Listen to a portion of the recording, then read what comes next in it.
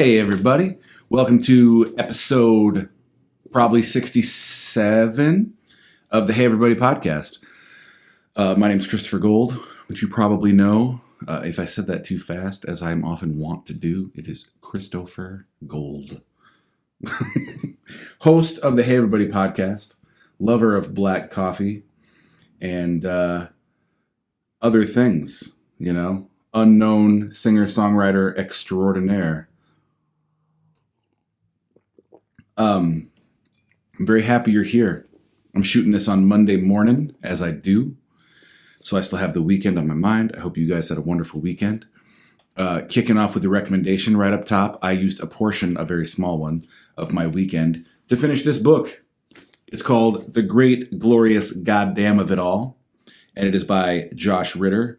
Lovers of excellent music and viewers of this podcast will know that Josh Ritter is a songwriter from Idaho.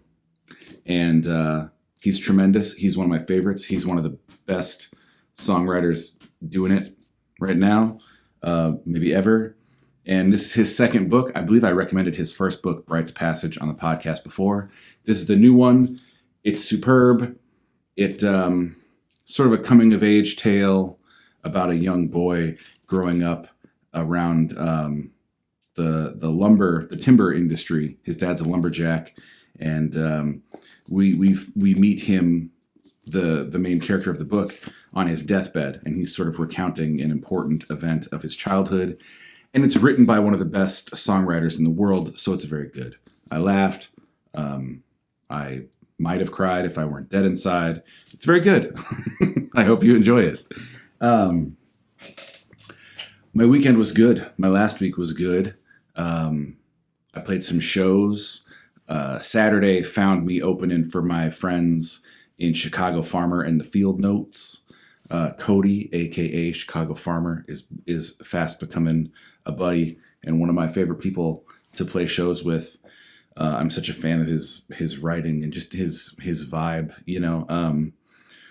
It's hard to keep certain parts of yourself intact in this business because you meet a lot of people that just, it's not so good, man. They're just the thing that makes them a person is not exactly the thing I might be looking to spend all my time around. And sometimes they write great songs, but sometimes it's tough to be around people that are, every business has bad people, but there's something about this business and probably businesses like it that attract people that are just attempted careers with pants on. It's what I call them. They're trying to figure out the industry, and they're not spending a ton of time trying to figure out how to be nice or compassionate or kind or fun or funny or, any of the things I might look for in some company. But I think Cody's great. He's one of the best out there. So listen to Chicago Farmer too. I've recommended it before, but he has a song called Deer in the Sky that's one of the best you're ever going to hear. I got to hear some of his new stuff. I'm very excited about it. I'm sure I'll let you guys know when it's officially out. I also, recommendation number 2, coming in hot, open for this gentleman named Darren Bradbury.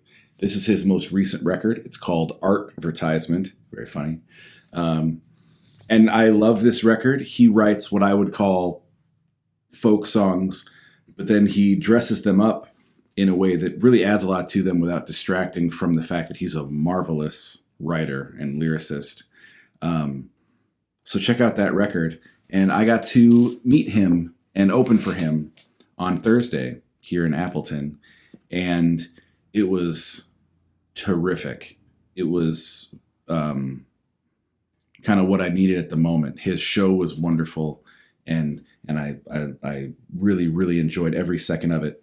And he was wonderful and kind, and hopes are high that we'll get to do more together sometime in the future.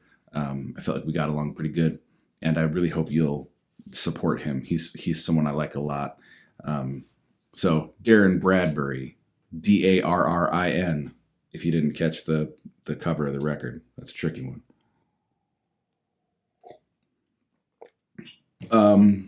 I got to be on the phone with the people at Hulu for 45 minutes on Sunday. That was fun. We couldn't seem to get the game working. And after 45 minutes of listening to them on hold, they explained to me that the problem was on their end and thanked me for my time and said they'll have it fixed as quickly as possible, probably about 48 hours, which makes it hard to watch a game that's on in an hour and a half. But we figured it out. I'm a smart guy.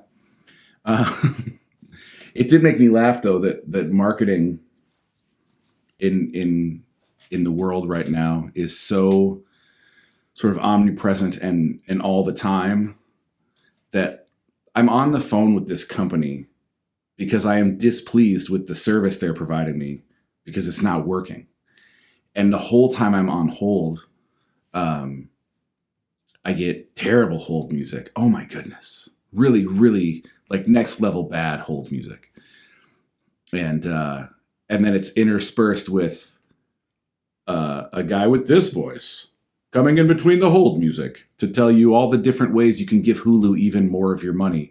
Because you could upgrade to the Disney Plus bundle, and sometimes that won't work either, and we're not going to give you your money back.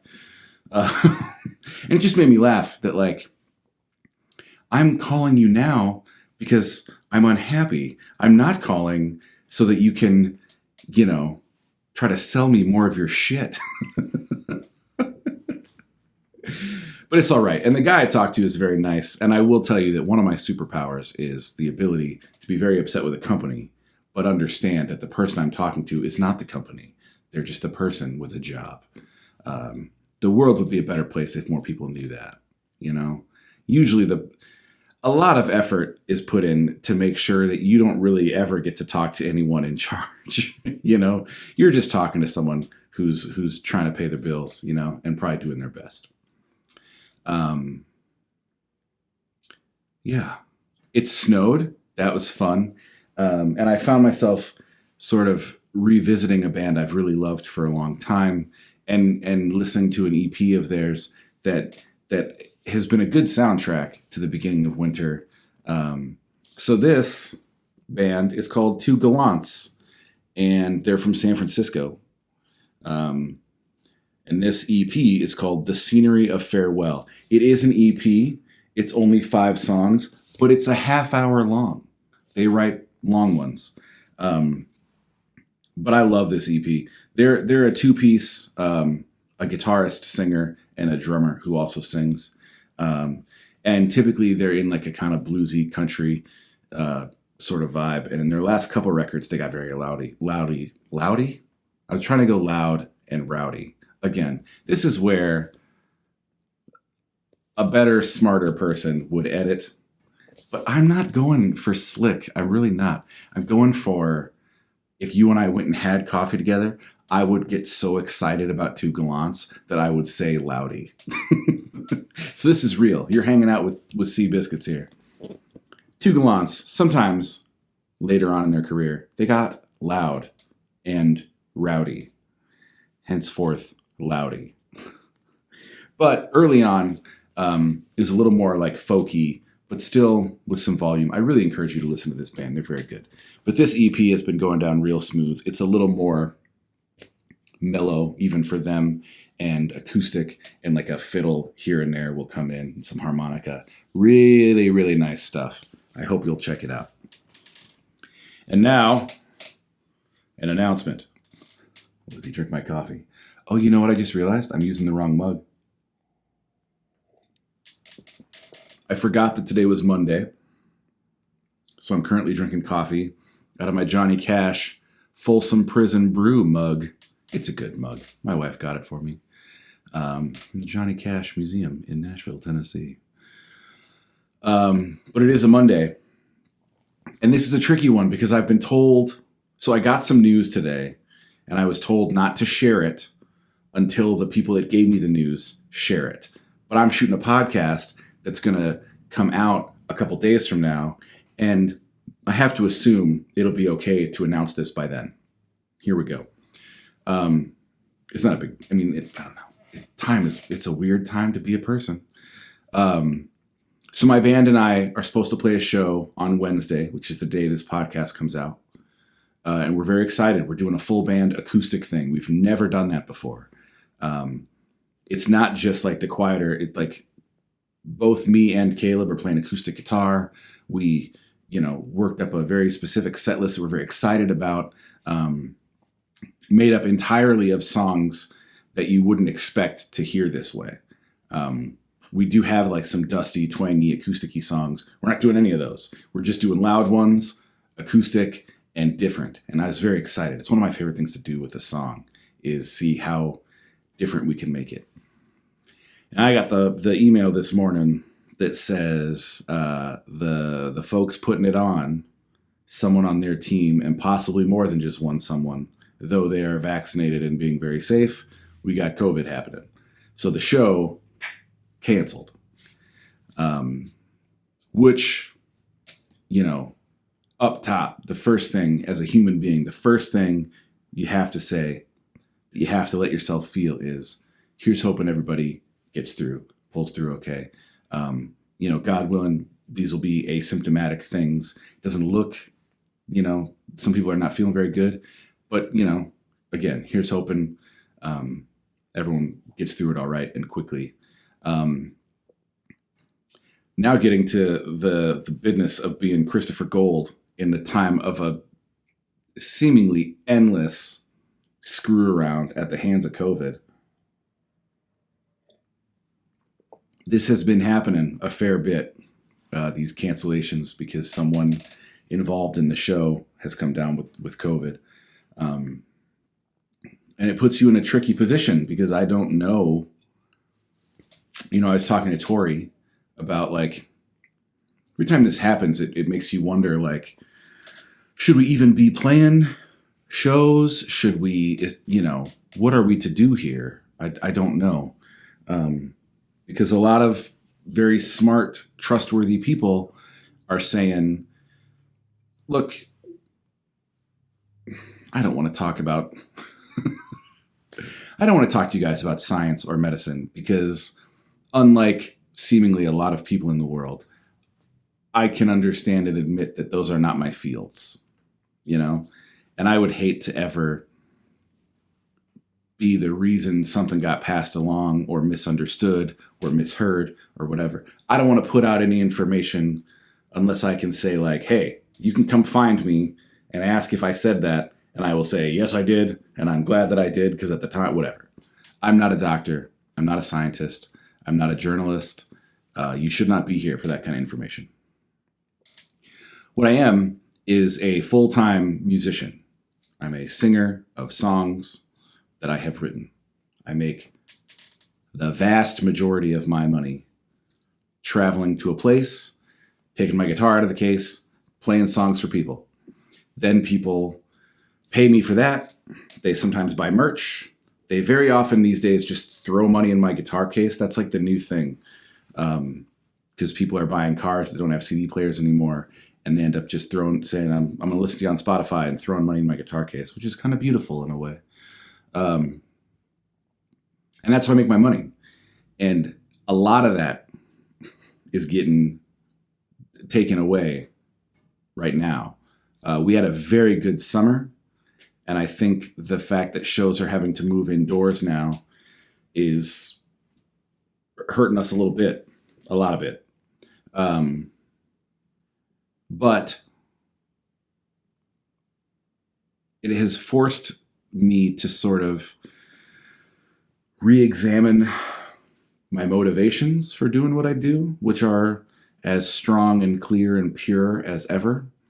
And that feels really good. I was talking to my dad and sort of venting some frustration about like, what if this isn't going to work? What if I'm failing in real time? And, what if this is what failure looks like in the middle, where the shows just kind of dry up and that kind of thing. And my dad very wonderfully responded and said that he didn't hear me saying, I don't want to do it anymore. He didn't hear me saying, I don't have any songs left in me. He didn't hear me saying, I don't enjoy performing for people. And the fact that he didn't hear any of that means I'll probably be fine and that I should keep going. So yay for people like that in our lives that tell us a truth that maybe our brains are trying to keep from us because our brain wants to panic and worry and be scared and nervous. My wife is very good at being one of those people as well. Um, and then I'm reminded of a Pete Holmes joke. Not even a joke. It's just something he said once, I think. He was talking about people that are afraid to fly. And I'm not here to judge those people because I am those people. I'm also afraid to fly. And I have a memory of Pete Holmes saying something about people being afraid to fly. Because what if the plane crashes? And I don't like being out of control like that. And Pete Holmes said, what do you think a stroke is? It's just your plane crashing. Like, you're not in control. You were never in control. You think you're in control. And very often life and the world, they let you think you're in control, but you're not. Because at any moment, you get hit by a bus. People just die sometimes. People just get fired sometimes. They get laid off sometimes. They get dumped sometimes, and they don't ever see it coming. And 3 seconds earlier, they thought like things are going good and I'm in control and I'm doing a good job. And then in some form or another, wham. And I do feel like I'm getting hammered on a touch lately, professionally. And I feel the worry of that. But I still feel like I'm doing what I'm supposed to do, songs are coming, even like poems and things like that are coming. And I'll have some of all of that for you soon. And doing the podcast still feels good. And I'm reminded, Ram Dass, who is a thinker, about, he wrote Be Here Now. He talks a lot about mindfulness and that kind of thing. He had a stroke once, and he said that he came to be thankful for it because it reminded him that he's not his body. He's something beyond that, something more than that. And it reminded him that he's not in control of things like that. And I am not there at all. But this has been an interesting time of like sort of trusting the process and trusting like you just have to keep doing what you're doing and sort of trusting that not every show will get canceled and new shows will come and people will throw into the guitar case and they will support the podcast and they will, buy a shirt and that kind of stuff. And when I focus on that stuff, I feel good.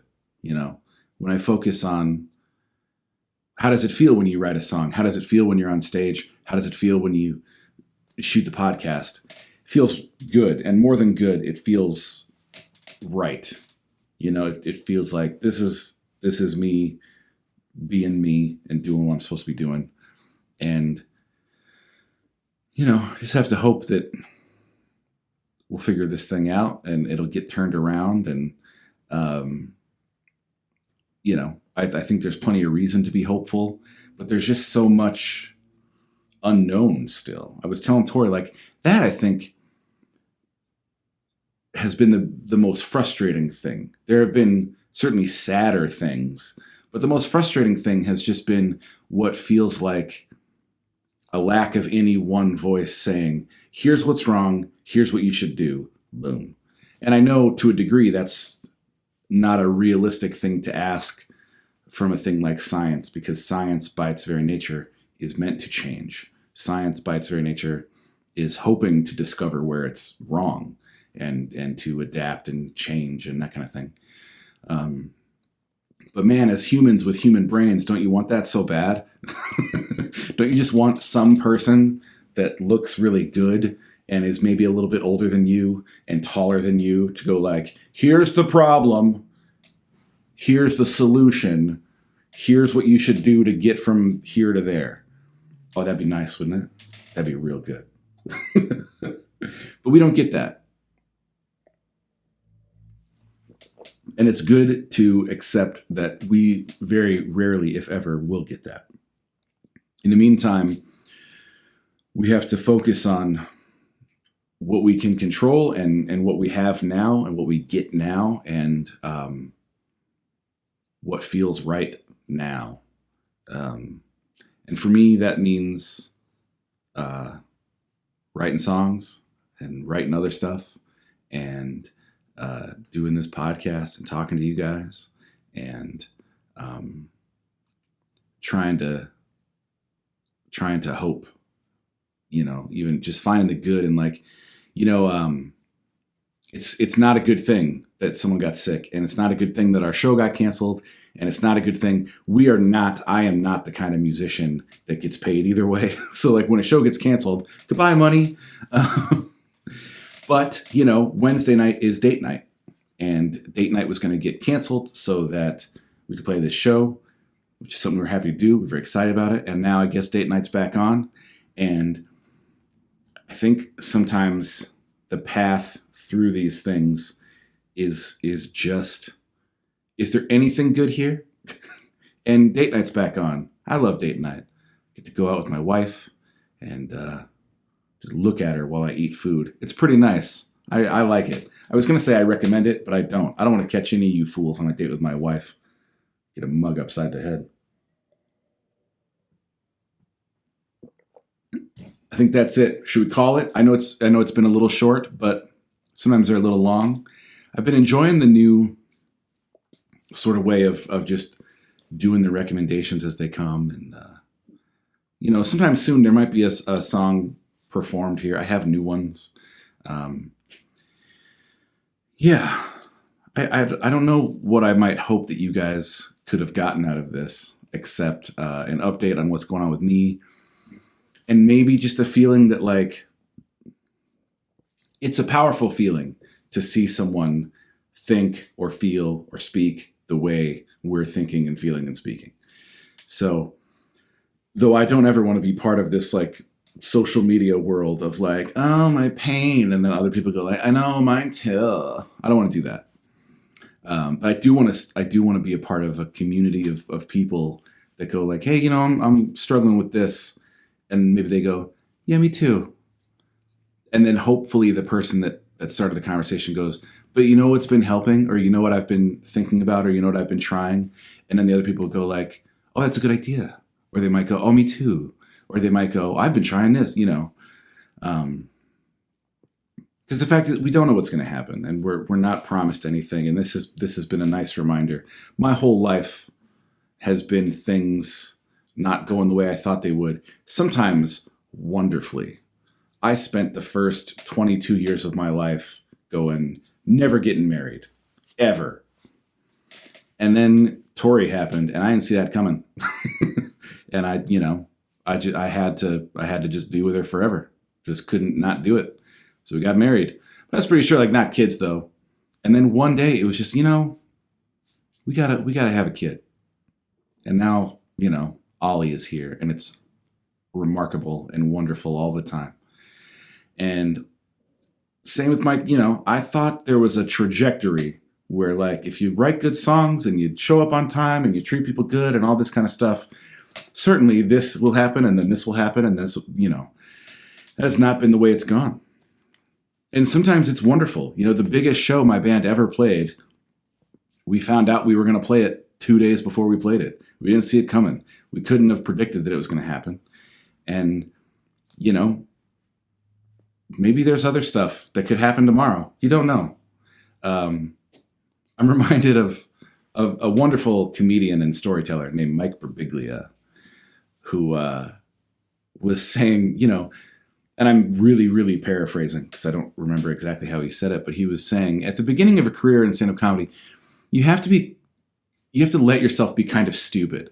You have to, and it's true with music too, you have to take in all this information that a smart person would analyze and go, okay, it's not working. All this information leads us to believe this is not the way to proceed. And with all that information, you then have to go, let's do it again anyways.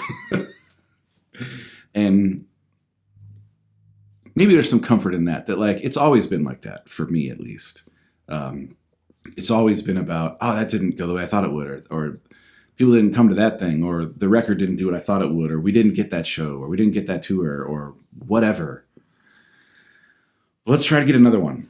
Let's make another record. Let's try to book another show. Let's just keep going. Maybe that's what today's about. Let's just keep going and hope for the best. Yeah. I apologize for using the wrong mug today. I apologize for not editing this podcast when I say things like loudy. I apologize for not being the kind of person that can make a mistake like saying loudy and then just let it go. I'm not that guy. I got to grab hold of the mistake and beat it to death. Listen to Two Gallants. Listen to Darren Bradbury. Read some Josh Ritter. Listen to some Josh Ritter. Listen to Chicago Farmer. My merch store is open at christophergold.com if you want to buy a book or a CD or something. Currently, I am still booking shows. If you want to book a show, if you want to support the podcast via PayPal or Venmo, feel free to do that as well. We love you for it. And I think everything's going to be okay. I don't think it's okay right now, but I think we'll get there. I really do. Sometimes I don't even know why I think that, except we just keep getting there. I'm almost 40 and I'm alive and I'm in a home and things are okay. So they'll be okay again. In the meantime, I'll see you next week, but not at the show. And we'll talk soon. Take care of yourself. Take care of someone else if you can. And take it easy. We'll talk soon. Bye.